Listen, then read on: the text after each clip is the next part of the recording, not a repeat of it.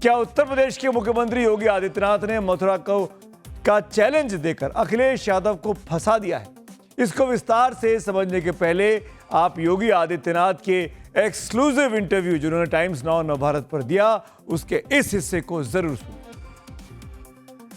अखिलेश यादव जी, अगर आपको केदारेश्वर मंदिर जो बना रहे हैं इटावा में, वहां अगर बुलाएं तो आप जाएंगे? देखिए, शुद्ध नियत से बनाते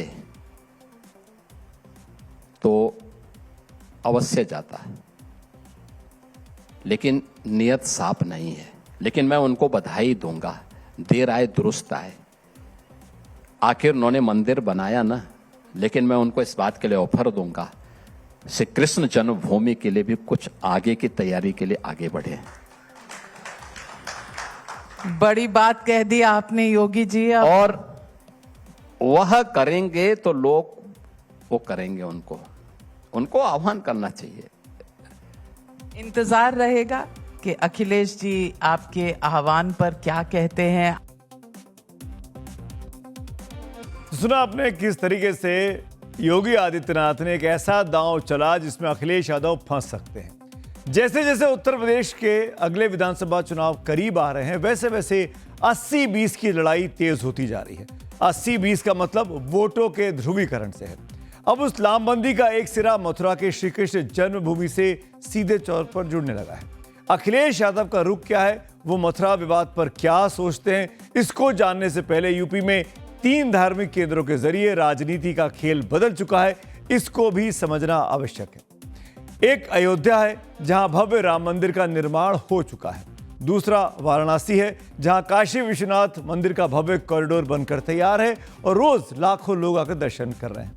और तीसरा मथुरा है जहां पर कॉरिडोर का विवाद बना हुआ है और पहले से इस बात पर विवाद है कि क्या कृष्ण जन्मभूमि पर ही ईदगाह मस्जिद बनी हुई है।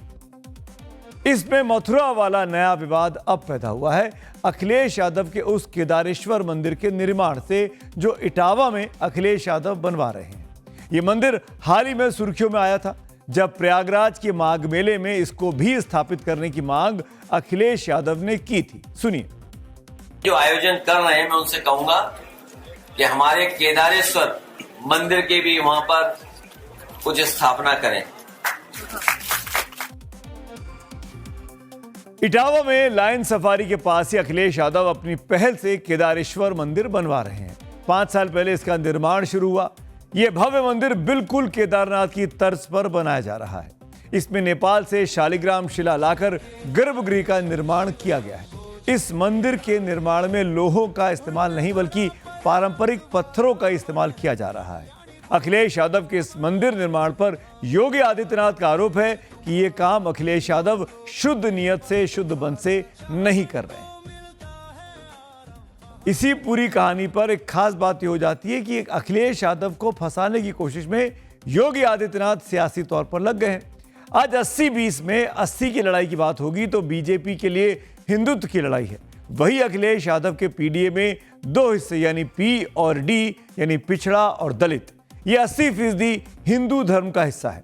अखिलेश यादव को लगता है कि इस पीडीए के कमाल से ही 2024 में शानदार जीत उनकी पार्टी को लोकसभा चुनाव में मिली थी। इनमें पीडी यानी पिछड़ा और दलित हिंदू हैं, तो इनकी धार्मिक भावनाओं के प्रति अपना सम्मान दिखाने के लिए अखिलेश इटावा में केदारेश्वर मंदिर बना रहे हैं। लेकिन योगी आदित्यनाथ उन्हें केदारेश्वर से हटाकर श्री कृष्ण जन्मभूमि पर घेर रहे हैं, जिसको लेकर अखिलेश यादव अपने एक बयान से चर्चा में आए थे। अगर मथुरा धर्म का एक बड़ा केंद्र है तो पश्चिमी उत्तर प्रदेश में राजनीति का भी एक बहुत बड़ा केंद्र है। इसकी पॉलिटिक्स समझ लीजिए। मथुरा लोकसभा सीट पर 1991 से 2004 तक बीजेपी के सांसद चुने गए। उसके बाद 2004 में कांग्रेस यहां पर जीत गई और 2009 में राष्ट्रीय लोकदल। वहीं 2014 से लगातार बीजेपी की सांसद और जानी मानी अभिनेत्री हेमा मालिनी यहां से सांसद हैं। यानी समाजवादी पार्टी के लिए मथुरा हमेशा दूर की कौड़ी रही है। अब 2024 में पीडीए के कारण अखिलेश की स्थिति सुधरी है तो उन्होंने मथुरा में भी योगी आदित्यनाथ को घेरने की कोशिश शुरू की और इसके लिए मौका मिला बांके बिहारी मंदिर में बनते कॉरिडोर के विरोध से। पिछले साल जून जुलाई में जब कॉरिडोर का विरोध स्थानीय लोगों ने मथुरा में शुरू किया तो उनके पक्ष में अखिलेश यादव खड़े हो गए थे। पता नहीं क्या भारतीय जनता पार्टी को हो गया है कि जहां जमीन दिखाई दे रही है वहां भारतीय जनता पार्टी के लोग जमीन कब्जा कर रहे हैं। ये कोई एक शहर की कहानी नहीं है। हर शहर में अगर कहीं जमीन है और भारतीय जनता पार्टी के लोगों की नजर पड़ गई तो कोई न कोई तरीका अपना रहे हैं शासन प्रशासन का साथ लेकर के उन जमीनों को कब्जा करने का सिलसिला चल रहा है। अखिलेश यादव जिस यादव समाज से आते हैं उस समाज के लोग भगवान श्री कृष्ण से सीधे तौर पर अपना नाता जोड़ते हैं और यादव यूपी में अखिलेश की पीडीए की सबसे अहम कड़ी है। वैसे भगवान श्री कृष्ण का प्रभाव पूरे भारत के मानस पर है और इसको आगे बढ़ाने में इस्कॉन की बहुत अहम भूमिका रही है।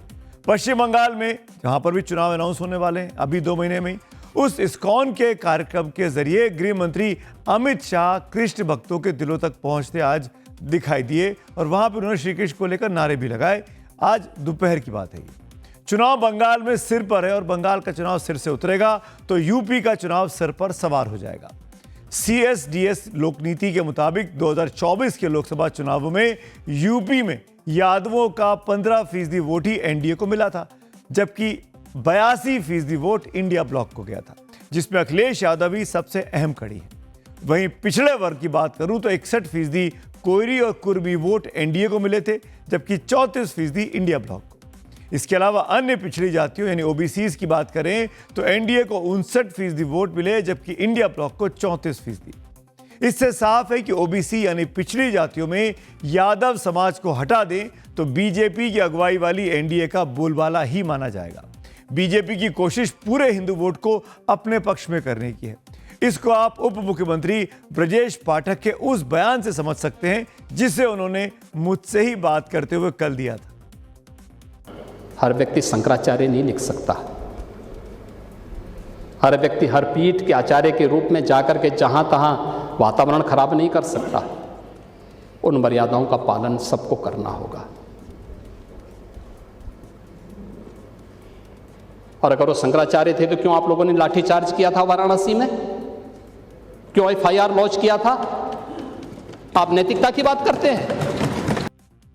पीड़ित लोग हैं, सुन लो भाई। डिप्टी सीएम साहब कह रहे हैं ब्रजेश पाठक जी ये इनिशिएटिव लेने को तैयार हैं, इनके पास आइए। मैं तैयार हूं। जो भी पीड़ित है, जो भी वंचित है, मेरा धर्म है कि मैं उसके साथ खड़ा रहूं। तो फिर आप इस तरह की बात मत करा करिए। कौन सी बात? 80-20 वाली बात। मैंने अच्छा बताओ, ये बताओ, आपके जेब में अगर 80 पैसे हैं तो क्या कहोगे? ये 100 रुपया है तो आप क्या कहोगे? ये कहोगे। अच्छा भाई, हमारी पूंजी क्या है बताना। हमारी पूंजी हमारे लोग हैं। मुझे पता है कि 80% लोग हमें वोट करेंगे तो हम 80 न कहेंगे।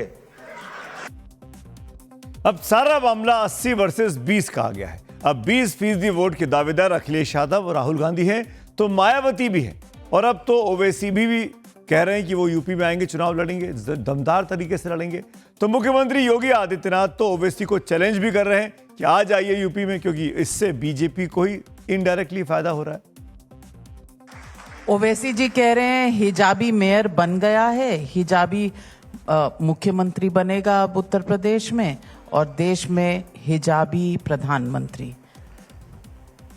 है ना। ओवैसी वैसे हम लोग तो पहले ही बोल चुके हैं कि उत्तर प्रदेश में तो राम जन्मभूमि के माध्यम से उत्तर प्रदेश की जनता जनार्दन ने भी और डबल इंजन सरकार ने अपना संदेश दे दिया है। लेकिन उत्तर प्रदेश के बाद अगला जो निशाना होगा वो हमारा भारतीय जनता पार्टी उधर ही रुख करेगी और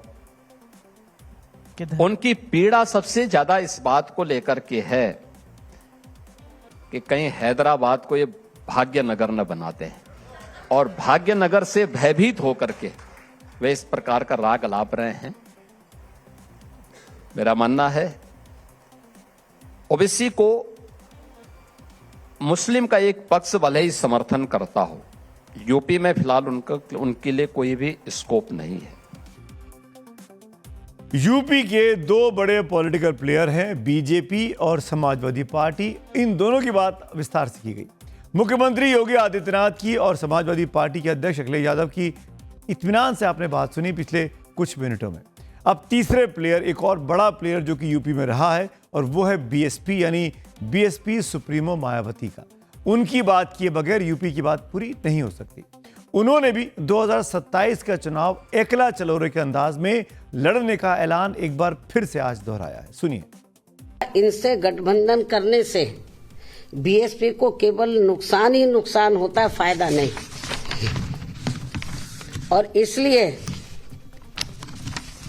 बीएसपी के लोग अपने 2027 के मिशन में अकेले ही पूरे जी जान से लगे हुए हैं, जिस पर से उन लोगों का ध्यान भटकाने के लिए ही इस प्रकार की घिनौनी साजिशें ये लोग करते रहते हैं।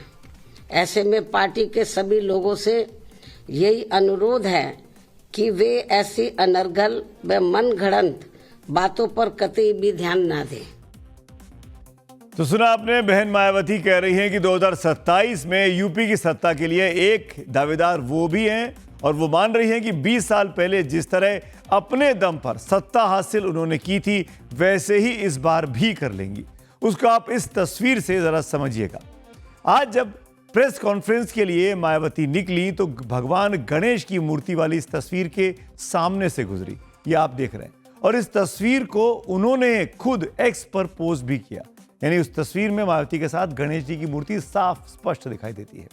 गणेश जी की मूर्ति से याद आया कि 2007 में मायावती ने अपनी दलित राजनीति में ब्राह्मणों को जोड़ा था, बल्कि कहना चाहिए कि हिंदुओं को जोड़ा था, और इसीलिए अपने चुनाव चिन्ह हाथी को लेकर यह नारा भी दिया था कि हाथी नहीं गणेश है, ब्रह्मा विष्णु महेश है। तब दलित, मुस्लिम और ब्राह्मण वोटों के समीकरण ने बीएसपी को यूपी में पूर्ण बहुमत दिलवा दी थी।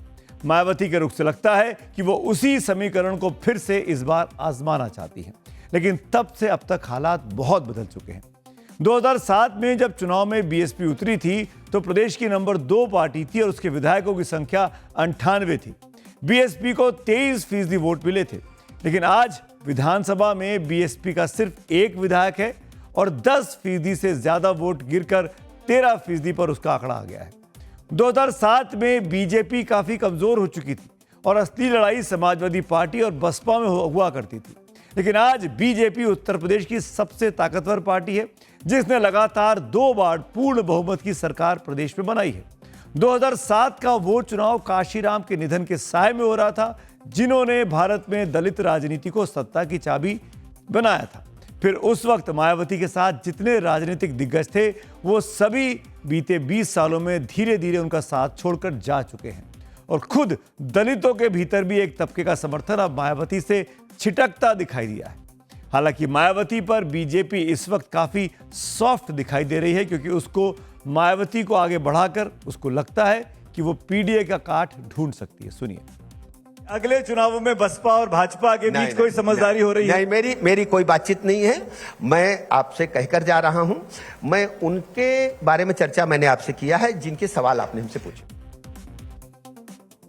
सुना आपने ब्रजेश पाठक को, जो खुद बीएसपी में रह चुके हैं, मायावती की पार्टी के एक मजबूत कद्दावर नेता थे आज से करीब 10-15 साल पहले। वो ब्रजेश पाठक बीजेपी के जो आज डिप्टी सीएम हैं, वो मायावती के खिलाफ या उनके अगेंस्ट में कुछ भी बोलने से हिचकते रहे। ये बातें कुछ इशारा कर रही है। दिल्ली में मायावती को बड़ा सरकारी बंगला मिल जाना, 1.5 साल के भीतर, 1.5 साल पहले बंगला खाली कराया गया, अब सरकारी बंगला दिया गया, इसको भी जोड़कर देखा जा रहा है। हालांकि मायावती ने साफ कहा है कि वो अकेले ही चुनाव लड़ेंगी।